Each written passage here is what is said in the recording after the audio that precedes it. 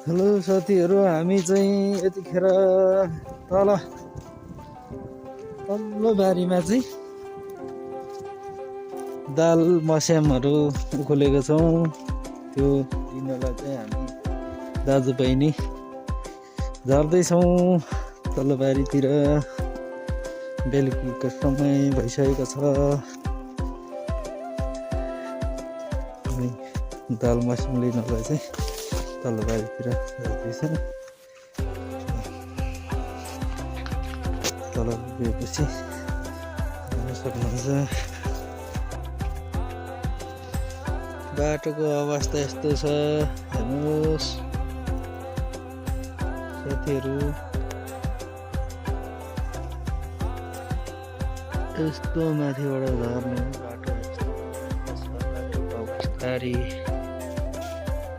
आइपुग्यो है।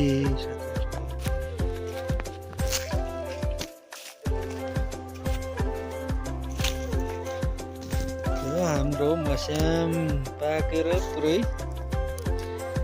खतमै भइदियो। अब भारी लगाउने।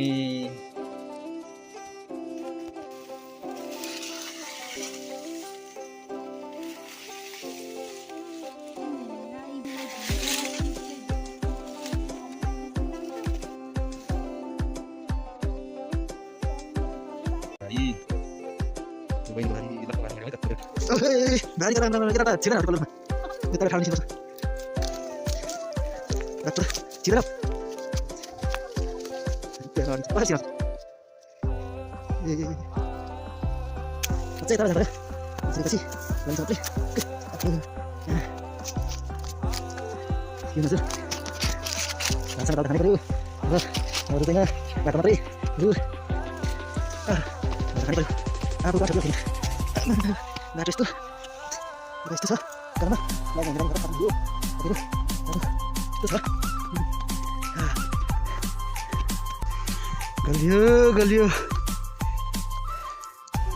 एकदम त बिसाइदिनै पर्यो। साह्रै पर्यो हौ बगानमा परिवारी नगरी हुँदैन हजुर। परिवारले गर्नुपर्छ घरको ठाउँमा हजुर। बाटो यस्तो छ बाटो यस्तो साथीहरू।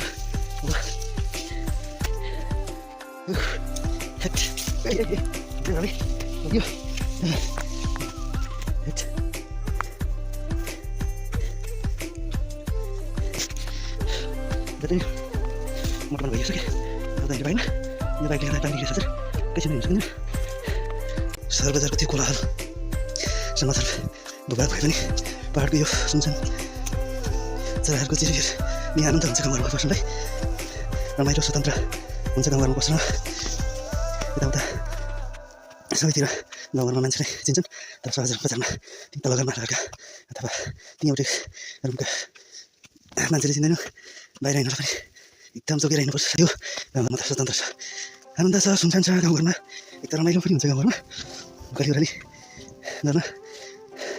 त्यो सहर बजारभन्दा यो गाउँघरको गलियोराली रमाइलो हुन्छ, शान्त हुन्छ, मनलाई आनन्दित बनाउने वातावरण हुन्छ। हुवाल हुँदैन, सुनसान।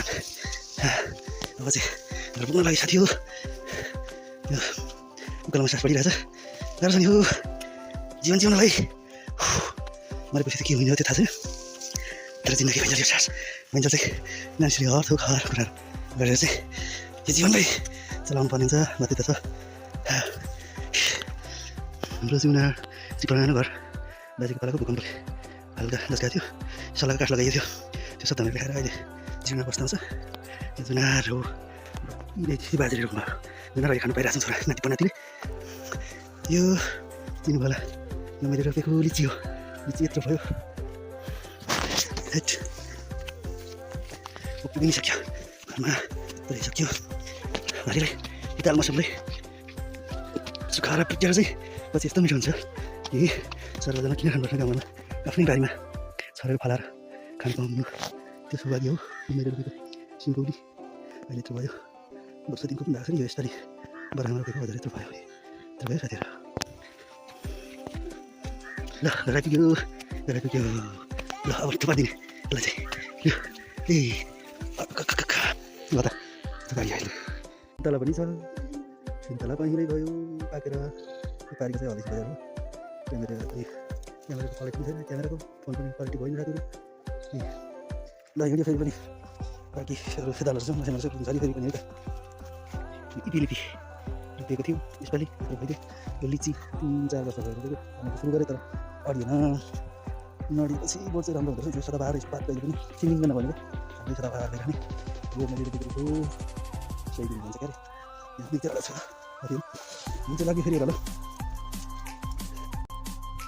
केटादेखि हामीले हिँड्ने बाटो केही नै हो र अहिले पनि केही छ साथीहरू होइन यो डाँडामा चाहिँ गोठाएको थियो बसिन्छु गाई बस्छ यो पाहाडतिर लगाइन्थ्यो त्यतिखेर घाँस चाहिँ पाइन्थ्यो अहिले पनि घाँस कसले गाई बस्नु तानेर यो जग्गाहरू हाम्रो सबै बाँझो हो सडकले चाहिँ जताततै हाम्रो गाउँतिर चाहिँ छुएछ यो माथि हाइवे भने यो गाउँतिर छिराउने बाटो तल गाउँमा जाने बाटो विकास भइसकेको छ दिनाजपुर विकास हुन्छ साथीहरू यो डाँडातिर हामी केटाकेटी हुँदा खेलिन्थ्यो रमाइन्थ्यो बाल्यकालको अवस्था धेरै रमाइलो हुने न केहीको चिन्ता न केहीको पिर न केहीको शोक बडो रमाइलो गरिन्थ्यो यो ठाडो बाटो कालो ओह्रालो गोठाला त्यो पारीको वनतिर गरिन्थ्यो यो बाँसगारीबाट हाम्रो सडक छेउ पनि सर्छ गत साल खनिएको बाटो साथीहरू देख्न सक्नुहुन्छ यो ढुङ्गामा बसिन्थ्यो त्यहाँ बसिन्थ्यो यो तल्लो ढुङ्गामा अहिले पनि हामी बस्छौँ रमाइलो आफ्नो गाउँघर देख्ने ठाउँ हो यो चाहिँ ठाउँ ढुङ्गा टक्क बस्ने अहिले त्यहाँ हामी पुगिन्छ अहिले म पुगिहाल्छु त्यहाँ देखाउन चाहन्छु तपाईँहरूलाई यो डाँडामा अहिले पनि मान्छेहरू हामीहरू बस्छौँ र अरू मान्छेहरू पनि बसिन्छ यस्तो रमाइलो गाउँघर हेर्न पाइन्छ यो डाँडाबाट चाहिँ पहिलादेखि नै हो बाटो चाहिँ खतरा हो खतरा ढुङ्गा छ हजुर गाउँघरमा यस्तै हो सबै राम्रो खोजेर पनि त भएन हाम्रो गाउँठाउँ यस्तो छ अहिले अवस्था यहाँको हाम्रो बाजेहरू चाहिँ सबै बाहिर हुनुहुन्छ कोही काठमाडौँ हुनुहुन्छ कोही गाईघाटतिर हुनुहुन्छ आफ्नो समस्याले अहिले बाहिरै हुनुहुन्छ घरहरू रित्तै छ मासतिर चाहिँ बस्नुहुन्छ त्यो टिन लगाउनु तलतिर चाहिँ 2 घर बस्नुहुन्न बाजेहरू केही समय पछाडि आउनु नि हुन्छ होला गाउँ फर्केर कोदोहरू झलेर पानीले हेर्नुहोस् न यसपालि 2 सप्ताहमा हाम्रो बाजे कान्छा घर हो यता अङ्कलहरूको छन् हेर्न सक्नुहुन्छ यता गाउँघर यसरी रित्तै हुँदा त माझा गाउँमा हेर्नुहोस् न रित्तै झन्डै कमाइ चाहिँ लगाइराख्नु भएको छ लगाइदिनु भएको छ यो देखिएको सडक पनि यहीँ जोडिन आइपुग्छ यो पुछार जाने घर हो यो तल देखिएको सडक त्यहाँदेखि त ल है त